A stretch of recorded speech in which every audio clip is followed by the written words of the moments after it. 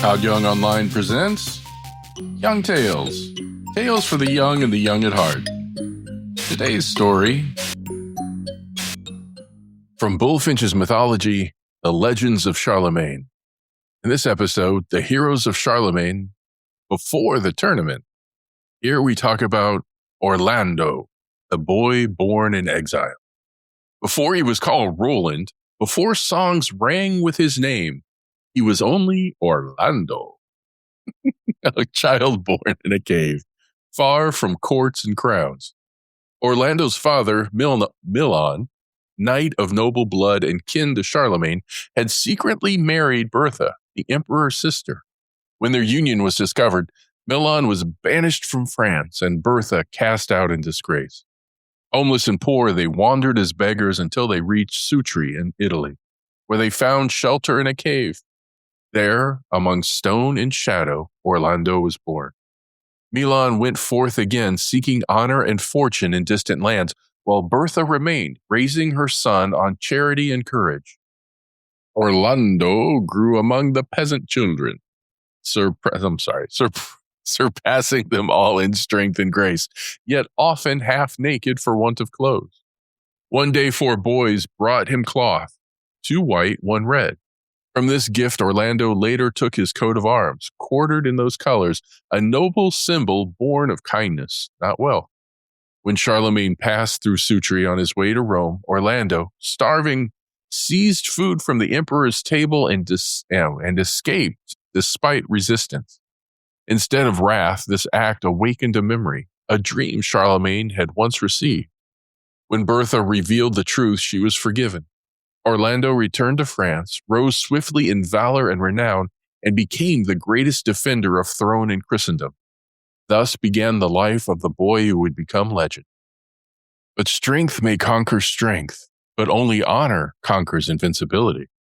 And here, Roland and Ferragus, in a tale of honor against the invulnerable. Roland's fame was sealed in combat with Ferragus, a giant whose skin no blade could pierce. Ferragus fought by seizing foes and crushing them in his arms, and Roland could only evade, never wound. After long combat, the giant called a truce and fell asleep. Though Roland might have struck him then, he instead placed a stone beneath Ferragus's head, unwilling to gain victory through dishonor. When Ferragus awoke, gratitude loosened his tongue. Boasting, he revealed the only weak spot was the center of his chest. When battle resumed, Roland struck true. Ferragus fell, and the Christian host rejoiced. Soon after, Roland won the sword Durindana? Oh, cool. Once belonging to Hector of Troy, a blade no armor could resist, destined for a hero whose fate would one day be sealed by it. Now, sometimes heaven tests not who is stronger, but who is worthiest. And in this tale of a Roland for an Oliver, when Charlemagne laid siege to Vienne, ruled by Guerin de Montglave, fancy. The quarrel was set aside due to invasion from Spain. By council, it was agreed that single combat would decide the matter. Lots were drawn. Guerin's champion was Oliver, the youngest grandson. Charlemagne's was Roland. They met upon an island in the Rhone, unknown to one another. For hours they fought. Lances shattered, swords rang, shields split. At last, Roland's sword lodged in Oliver's shield, while Oliver's blade snapped upon Roland's breastplate. Weaponless, they grappled, tore away at each other's helmets, and recognized one another at last. They embraced. "I yield," said Roland. "And I," said Oliver.